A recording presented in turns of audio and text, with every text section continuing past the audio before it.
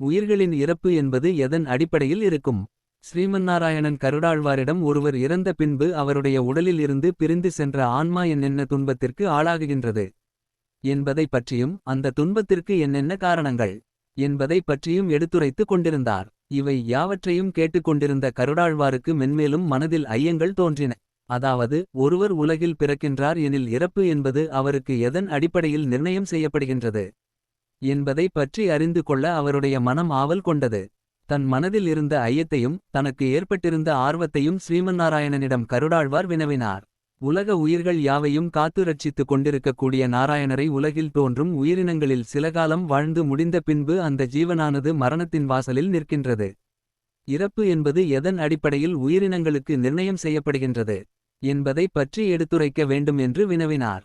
புன்னகை முகத்துடன் ஸ்ரீமன்னாராயணன் கருடாழ்வாரை நோக்கி அவருடைய மனதில் எழுந்த ஐயங்களைப் போக்கும் பொருட்டு, கருடனே, இதுவரை யாம் உமக்கு உரைத்தது யாவும் ஒரு ஜீவன் மறைந்த பின்பு அதன் உடலில் இருந்து பிரிந்து சென்ற ஆன்மாவானது என்னென்ன துன்பங்களை அனுபவிக்கும், அந்த துன்பங்களுக்கு காரணங்கள் என்னென்ன, எதன் அடிப்படையில் நரகங்கள் யாவும் நிர்ணயம் செய்யப்படுகின்றன என்பதையும் உமக்கு யாம் உரைத்தோம். இனி உலகில் பிறப்பெடுக்கும் உயிர்களின் இறப்பு என்பது எதன் அடிப்படையில் இருக்கும் என்பதை பற்றியும் நாம் பார்ப்போம் என்றார் திருமால். உலகில் பிறப்பெடுக்கும் உயிர்களின் இறப்பு என்பது அந்தந்த உயிரினங்கள் செய்கின்ற செயல்களின் விளைவினால் மட்டுமே அவர்களின் ஆயுளும் நிர்ணயமாகின்றது.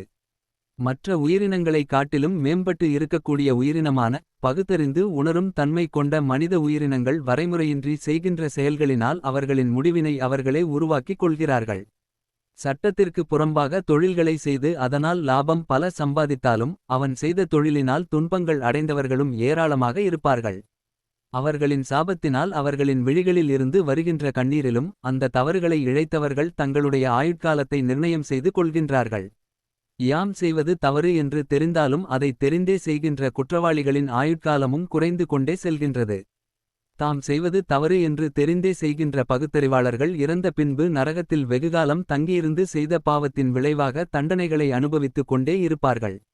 மற்றவர்களின் பொருட்களை அடைய நினைப்பதும் மாற்றான் மனைவியை அடைய முற்படுவதும் தன்னுடைய நிலையில் இருந்து தவறி கீழ்மட்டமான வேலைகளை செய்கின்றவர்கள், அதாவது இழிவான காரியங்களை செய்கின்றவர்கள் வாழ்நாளில் தம்முடைய வாழும் காலத்தை குறைத்து கொண்டு மரண வாயிலை விரைவாக அடைவதற்கான முயற்சிகளை செய்கின்றார்கள் என்பதாகும். எதனால் ஒருவர் நரகத்திலிருந்து துன்பத்தை அனுபவிக்கிறார்.